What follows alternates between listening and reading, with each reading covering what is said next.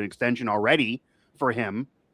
What can you tell us about why he didn't start with the big club? Your thoughts on if that's the right decision and what you would have done, Noah Hiles, and then anything else you can give us on the contract negotiation talks. Yeah, I mean, I don't expect Konnor Griffin to be there very long because, I mean, the Pirates are – I've been told by multiple sources the Pirates are very interested in getting PPI reward for Konnor Griffin, which for those who don't know, if Konnor Griffin plays a full year of Major League Service time this year as his rookie year, the Pirates will be awarded a draft pick. But in order to get a full year of service time, he needs to be up with the Major League club by April 9th. So if you look at the calendar, there's not a lot of days for him to be in Indianapolis to meet that deadline.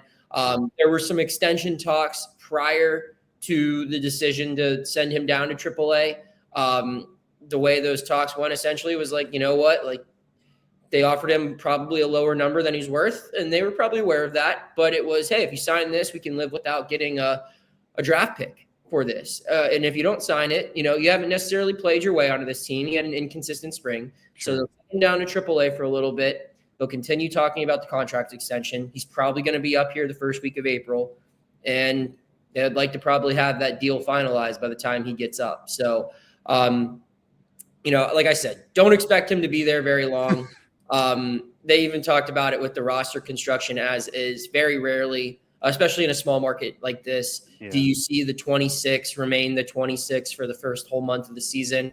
I expect there to be additional moves being made. And I think we could very well see Konnor Griffin playing shortstop for this team probably before the first homestand of the year comes to a close.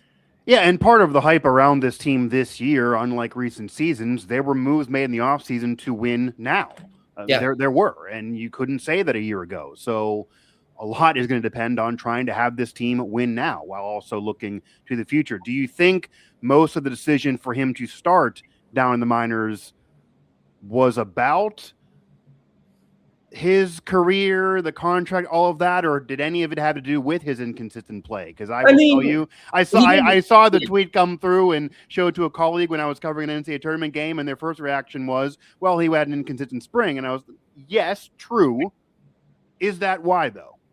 He didn't do himself any favors. I'll say that. But I mean, like, if he does get, we'll see, right? If he's promoted in the first week of April, right? I'm not sure what 1 week in AAA really could have taught him. Aside from, there's some good steakhouses in Indianapolis, right? 100%. 100%. Yeah, that's really all there is to learn from that little of a time in AAA. But, they'll justify it how they want to justify it. But if it's truly about learning and his development, then the PPI doesn't matter, and he'll be up when he's ready. And that will probably mean going past that. Now, it's to my understanding that there's a pretty good chance we'll see him before April 9th. So make your own inferences on that. Yeah, that's very, very fair. Again, Noah Hiles of the Post-Gazette here joining me on Mic Drop, talking the Pirates, talking Konnor Griffin. Now, this, I think, is important for fans to hear, what I'm about to ask now, because obviously there's a lot of hype around this team. There's a lot of hype around him nationally, locally, and it's valid so far, but we know nothing about, as you know, any baseball prospect until they actually get in the show. Yeah. There are some that have called him the best Pirates prospect for the franchise since Barry Bonds. Mm-hmm. But as you also know, Barry Bonds didn't win Rookie of the Year. He wasn't Barry Bonds that we later saw his rookie season. Whenever he comes up again, assuming it is soon, knowing his age, knowing his skill level, you've seen him now in person. What do you think is a reasonable expectation for him? And, what do you think even the Pirates are expecting that if he doesn't get to a certain level, they then would be concerned, I guess, about the future? No one's cutting bait 1 year in, but what do you think is reasonable from the management and even for fans to expect from him this year? Yeah, I think his floor right now as a 19-year-old is probably a stronger, faster version of Jared Triolo, right? Okay. I mean, he's going to be a very capable defender at shortstop, and that's going to allow Triolo, who will be the opening day shortstop, to move over to third. And so you have two gold glove caliber defenders on the left side of your infield. So that's a huge box. That's a lot of value right there. He's faster. He'll probably be the best base stealer on the team. So, I mean, I don't know how often he'll be getting on base, obviously, because he's going to figuring out the approach at 19 years old. That's going to be the challenge, right? But when he's on, he'll be able to steal bases. He'll be able to go first to third very quick. And then raw power, right? So you look at it's like Jared Triolo in the field with a little bit more offensive value, just because, I mean, the batting average, it might not be great his first rookie season, his rookie season. The on-base percentage, same thing. He had trouble hitting fastballs this spring. That's not a great sign. But if you bat him if he is in your bottom third of your order, you have a pretty good order, because, there's always just that chance where he can run into one because of his size. He's still a guy, even right now, that can hit 15 home runs if you give him 500 plate appearances. And they didn't have a lot of those guys on the team last year, Mike. Right. So even if compared with a batting average around 210, 220, which I'm not saying that will be the case, but that could be the case for a 19-year-old. I don't think that's a pessimistic evaluation on my end. But let's just say he does hit 220 with 15 home runs, steals 25 to 30 bases, and plays Gold Glove caliber defense at shortstop. You're not getting that from anyone else on the roster, even Triolo, I think. Yeah. So that's a 2.5 WAR season probably from your shortstop, who's still not able to drink a beer yet legally in the United States. That's pretty good. Right, and years away. It's not even it won't even be next year. Yeah, he's got 2 more birthdays before he can do that. So. Right, there's plenty of runway with this for sure, and there's reason though for the optimism and for the hype, and it's not even just local. The national media have fed into this. He's been hyped for a while, and he's also coming to Pittsburgh at the appropriate time for the franchise, because now they're in a better position than they would have been a year ago, 2 years ago, certainly before Paul Skeens.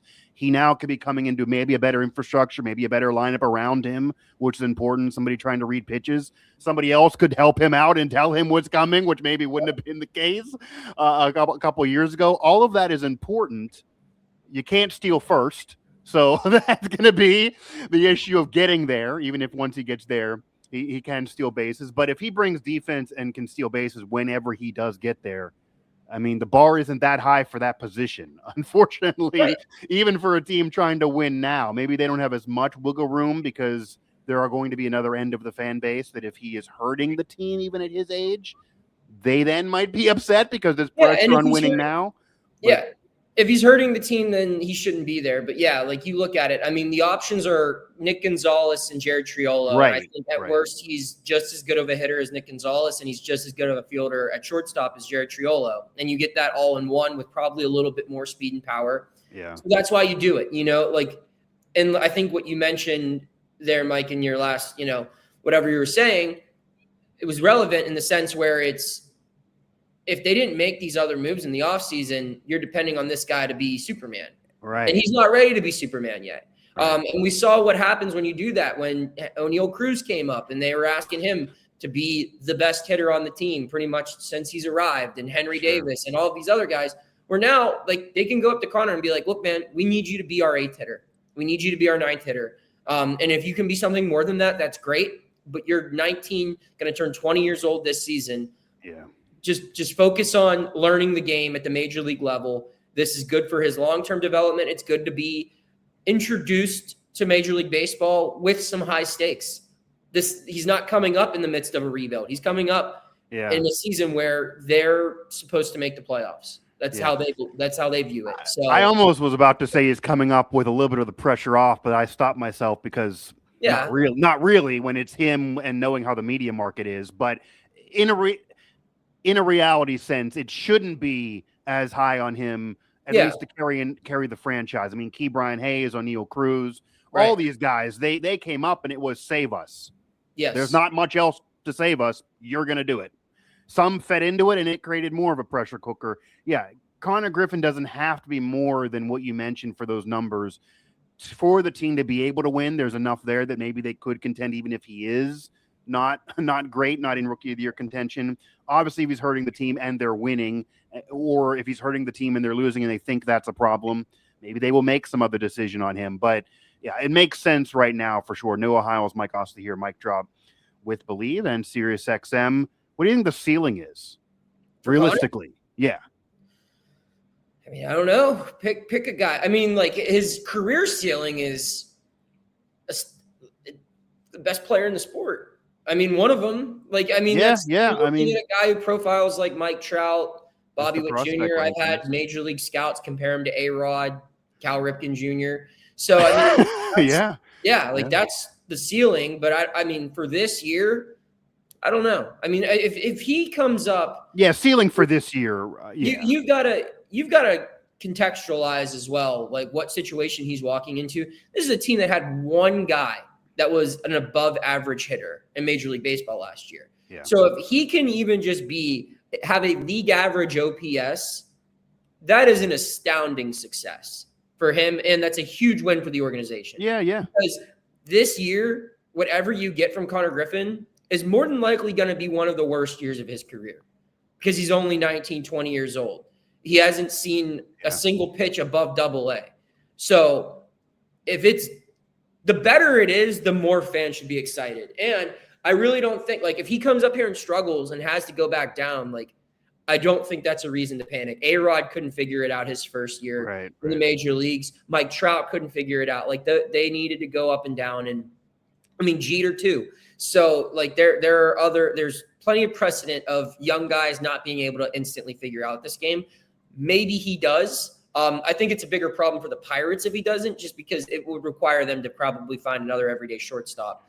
But his ceiling, I don't know. I don't know what his ceiling is because, I mean, I wouldn't have assumed at this time last year we'd be having this conversation. So who knows what kind of conversation we're having a year from now. I wouldn't have assumed we'd have this conversation about him or the team. Like I wouldn't have assumed that the tenor of the conversation would have been this at all. You're probably bewildered with the positivity when you appear on shows here days ahead of opening day, and would never have predicted it a year ago. Noah Howells of the Pittsburgh Post-Gazette here joining me on Mic Drop. And that's all very, very fair. And I believe A-Rod didn't come up even this early right away to start that first season. He didn't start the season in the major leagues, no. So, because he was on that 95 Mariners team, but that was he came up like the end of that year, and then that next season was his first one. So this is still kind of unprecedented. And, again, they're not as great as there have been of young players who's been hyped that eventually got going. There are only a couple of the top draft picks that are in the Hall of Fame right now. Like, it's not a guarantee to have those top 5, top 10 picks, have those legendary careers. And he doesn't even have to be a Hall of Famer for this team maybe to have a solid stretch the next 3 to 5 years if he's even close to being, what he could progress into in this rookie year, Hall of Fame or not, should definitely be his worst season. I think the positive for him is just give them enough production for the franchise to be able to sell him as he's the guy next year. It doesn't have to be rookie of the year contention, none of that. Right. Again, I don't think the bar is too high, at least going into next year at his age for sure. Now, based on him, based on everything else they did in the offseason, based on Paul Skeens, talk about a guy getting better every single year, hard to top what he's done his first 2 years. He has everything under the sun already on his resume except for team success. Do you think the expectations around the team locally, nationally, that they could have a winning season, contend for a wild card spot, quickly turn around and be that feel-good story that there often is around Major League Baseball? And it's been a long time since it's the Pirates, but it's always somebody. Is there enough to legitimately say it could be the Pirates? Are those expectations and that hype valid, or are people drinking the Kool-Aid too early for you? No, I think the word could is a good way to use it. I don't think this is a guarantee, but I do think if some things go their way, they're definitely going to be in that conversation. I mean, there's just they added a lot of high floor guys this offseason, like Lau and O'Hearn and Ozuna. Like, those are guys that are going to be average at worst, probably. And those players have won before. These are from winning organizations. Two of those guys are still in the thick of their primes. That's all good to add. But it's going to come down to, I mean, what does O'Neal Cruz do? What does Brian Reynolds do? What does Konnor Griffin do? What do young arms like Braxton Ashcraft and Jared Jones and Bubba Chandler and Hunter Barco look like? I mean, there's a lot of ifs here, but for the first time in a while, these ifs are probably more optimistic than, if Tommy Pham, if a 38-year-old Andrew McCutchen, you feel better with the ifs being the names attached to these ones. Yeah, I had your colleague at the PG Paul Zeiss on a recent show, and that's basically what he said, that in past years there was no if that he could legitimately offer without feeling like a fool. But now there's at least ifs that if go the right way, yeah, success could happen for the collective team, not even just the individual people predicting, oh, if this for Skeens, he can win this award, but the team's still going to suck. Like that was last year.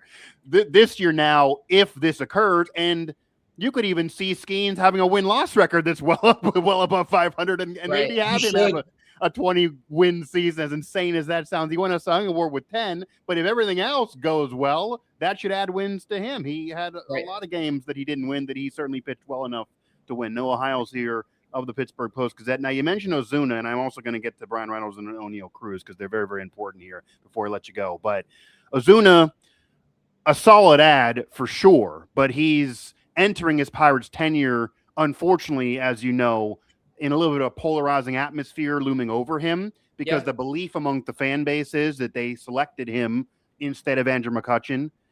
Whether or not that's fully fair to say is not going to change the mind of the perception of the fan base. It's been a couple years since he's been the guy the Pirates are hoping they are getting, but they certainly could get back to that. If he gets back to that, he would be an upgrade to what McCutchen's been in recent years, and expect him to be this season. If he does not, then who knows? How do you feel about Ozuna from what you've seen since he's come over, about what you think he will do this year, and if he can get back to where he was a few years ago with the Braves? And then where do you also stand on not bringing McCutchen back, choosing Ozuna instead, that opinion out there, if there was a way to have them both together, McCutchen now with the Rangers, how that whole situation was even handled? Because at the end of the day, you have Ozuna, McCutchen's not there, but clearly, and you even know this because Kutch used you as kind of a social media conduit last year, clearly it does not take anyone fully in the know to realize McCutchen is not thrilled with how his Pirates career ended. Even if Ozuna would have a great year, I don't think that would improve the feelings of Andrew McCutchen within himself. So where do you stand? Yeah, I mean, I think first off, I don't think it'd be reasonable to expect Marcell Ozuna to have a year like he had 2 years ago. I mean, I don't think I don't think that club's in his bag anymore. But even if he does what he did last year, Mike, I mean, he had 22 home runs last year. That would have led the team. That's more than worth what you're paying him to do. So if he can be an above league average hitter, if he can drive in 70 to 90 runs and hit 20 plus home runs, Andrew McCutchen hasn't done that. Like, I mean, he did that a couple of years ago, but last year he was a below league average hitter. Ozuna was the better player. Ozuna also just does more from that DH spot.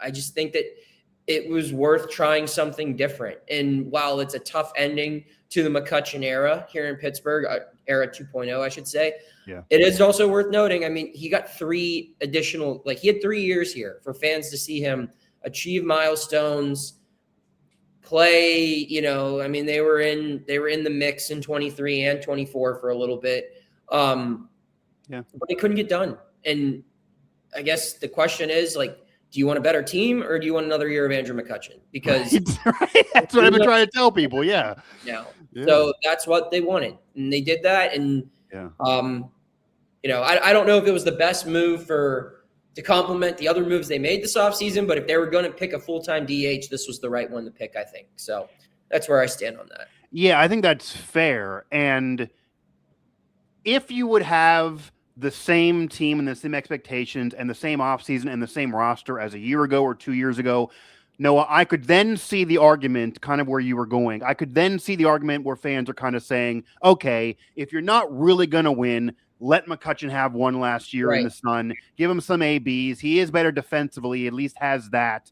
Try it out. You're not going to win anyway. But this is happening in a year where they've had a better offseason. The most negative Pirate fan or media member around is saying that they could maybe have a chance, that there are ifs out there. We've seen that from fans and media members who normally are not high on this team or would laugh at that question. They're not laughing this year. So if that's your scenario, I think it's fair to, whether it's a slight upgrade or not, the best play. The best are there. The best is who you bring in. And in terms of who they reasonably could pay and reasonably find, Ozuna is a find ad. Why do you think, though, as the only pushback is, so Ozuna is 35.